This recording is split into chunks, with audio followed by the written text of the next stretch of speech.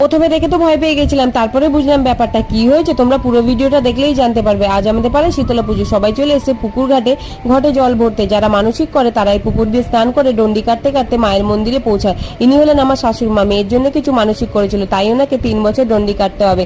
এখানে দেখো ঘট মাথায় নিয়ে বেরিয়ে পৌঁছে, প্রথমে তাকে ঢাকি, তারপরে যারা ঘট নেয় তারা, আর এখানে দেখো যারা মানসিক করে তারা এরকম ডন্ডি কাটতে কাটতে মা শীতলার মন্দির অব্দি পৌঁছায়। আমাদের পাড়ায় এই শীতলার পুজোটা অনেক বছর ধরে হয় আর অনেক বড় করে হয়। তারপরে দৃশ্য গেল এই দিদার ওপর। এই দিদার হঠাৎ করে ভর পড়ে মা শীতলার। এই দিদা নাকি মা শীতলার পুজো করতেন। ওনাকে জল ছেটানো হয়, চোখে মুখে গঙ্গা জল থাকলে হয়তো ভালো হতো। তারপরে ওনাকে তোলার পর উনি দেখো হেঁটে হেঁটে বেরিয়ে পড়লেন মন্দিরের দিকে। ওনার চশমা ক্লিপ সব আমার কাছে ছিল। তোমাদের কাদের পাড়ায় শীতলা পুজো হয় আমাকে কমেন্ট করে জানিও। এদিকে দেখো পুজো শুরু হয়ে গেল, ঢাকিরা ঢাক বাজাচ্ছে, পাশে মেয়েও ঢাক বাজাচ্ছে। সকাল থেকে দুপুর পর্যন্ত মন্দিরেই কাটিয়ে দিলাম, বিকেলবেলা মেয়েকে একটু চড়িয়ে দিলাম। এখানে দেখো মিকি মাউস বড় ভিডিও আপলোড আছে, তাড়াতাড়ি গিয়ে তোমরা দেখে নাও। একবার কমেন্টে লিখে যেও জয় মা শীতলা।